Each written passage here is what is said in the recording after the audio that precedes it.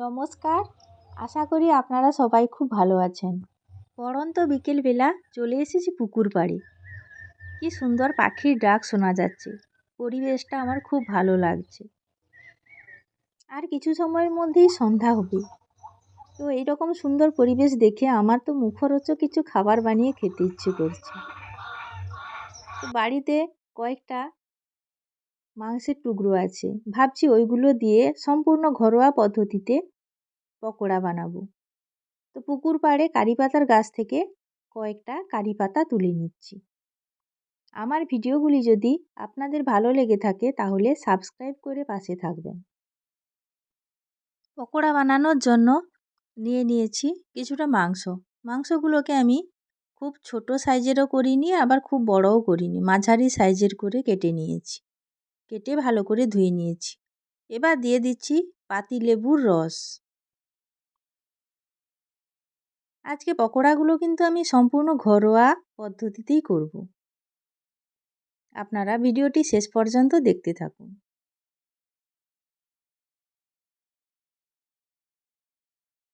এবার দিয়ে দিচ্ছি পরিমাণ মতো কিছুটা লবণ।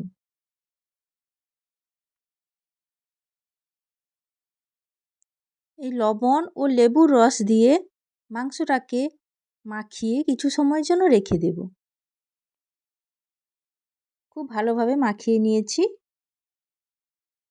এবার কিছু সময়ের জন্য রেখে দিচ্ছি। পকোড়া বানানোর জন্য নিয়েছি পেঁয়াজ কুচি, নিয়েছি কিছুটা রসুন কুচি, নিয়েছি কিছুটা আদা কুচি। আদাগুলোকে এইভাবে সরু সরু করে কুচি করে নিয়েছি। নিয়েছি কিছুটা লঙ্কা কুচি।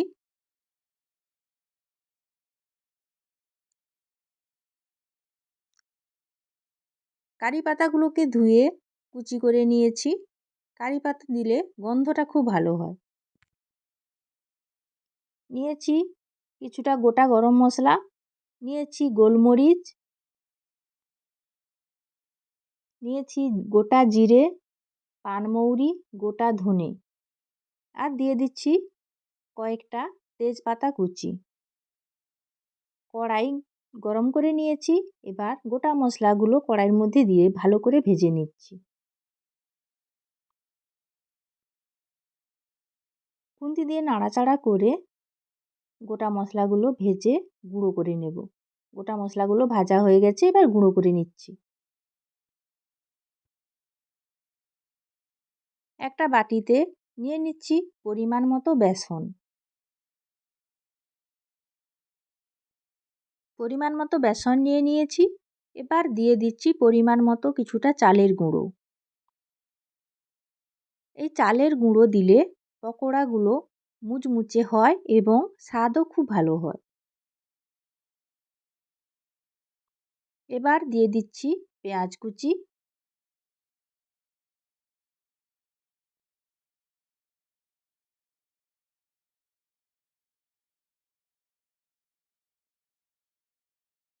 দিয়ে দিচ্ছি রসুন কুচি,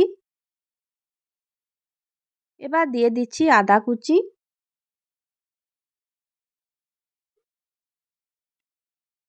এবার দিয়ে দিচ্ছি লঙ্কা কুচি।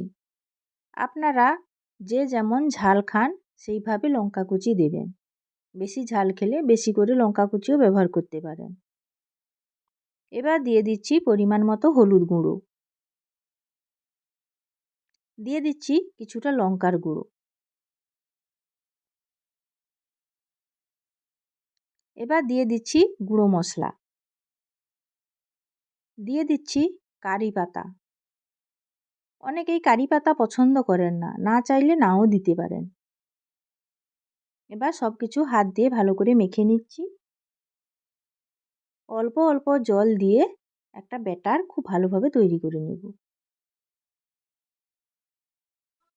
অল্প অল্প জল দিয়ে ব্যাটারটা তৈরি করছি। বেশি জল দিলে ব্যাটারটা আবার পাতলা হয়ে যেতে পারে বেশি পরিমাণে।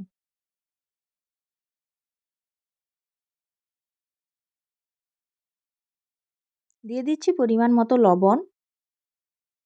লবণ দেওয়ার পর আবারও ব্যাটারটাকে মাখিয়ে নিচ্ছি।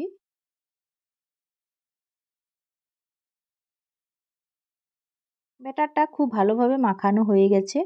আমি ব্যাটারটা খুব পাতলাও করিনি আবার খুব শক্তও করিনি, মিডিয়ামভাবে ব্যাটারটা তৈরি করেছি। ঢাকা দিয়ে কিছু সময়ের জন্য রেখে দিচ্ছি। কিছু সময় পর চলে এসেছি পকোড়াগুলো ভাজার জন্য। দেখুন ব্যাটারটা খুব ভালোভাবে তৈরি করে নিয়েছি। চিকেনগুলোও খুব ভালোভাবে ম্যারিনেট হয়ে গেছে।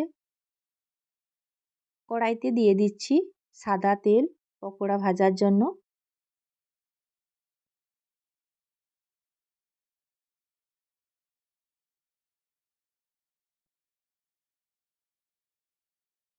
এবার ব্যাটারের মধ্যে পকোড়াগুলো দিয়ে দিচ্ছি।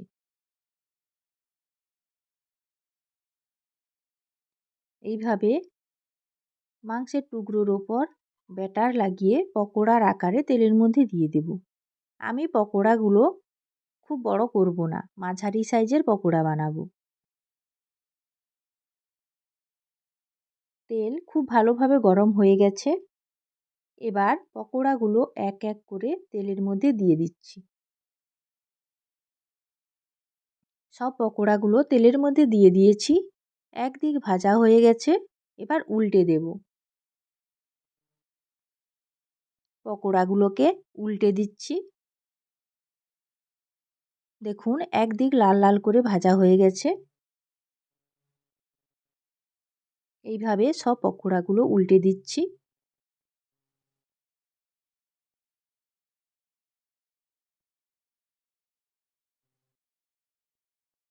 উল্টে পাল্টে পকোড়াগুলোকে খুব ভালোভাবে ভেজে নিচ্ছি। পকোড়াগুলো খুব ভালোভাবে ভাজা হয়ে গেছে, ভেতরের মাংসও সেদ্ধ হয়ে গেছে। এবার পকোড়াগুলো তুলে নিচ্ছি।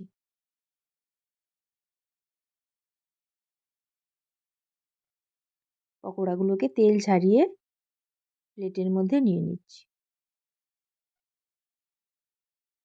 একইভাবে আবারও বাকি পকোড়াগুলো তেলের মধ্যে দিয়ে দিয়েছি। একদিক ভাজা হয়ে গেলে উল্টে দেব। পকোড়াগুলোকে আস্তে আস্তে উল্টে দিচ্ছি।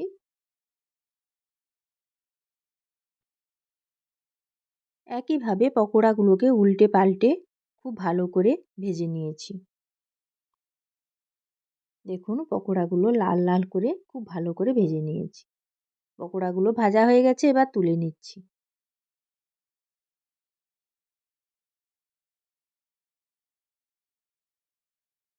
এইভাবে আপনারা ঘরোয়া পদ্ধতিতে বাড়িতে চিকেন পকোড়া বানিয়ে খাবেন, খেতে খুব ভালো লাগে। গরম গরম পকোড়া আর সঙ্গে নিয়েছি সস। অঙ্কিতের এখন পকোড়া খাওয়ার ব্রেক চলছে।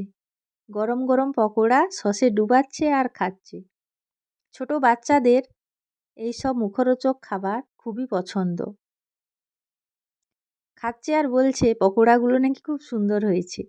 আপনারাও এভাবে বাড়িতে ঘরোয়া পদ্ধতিতে পকোড়া রান্না করে খাবেন।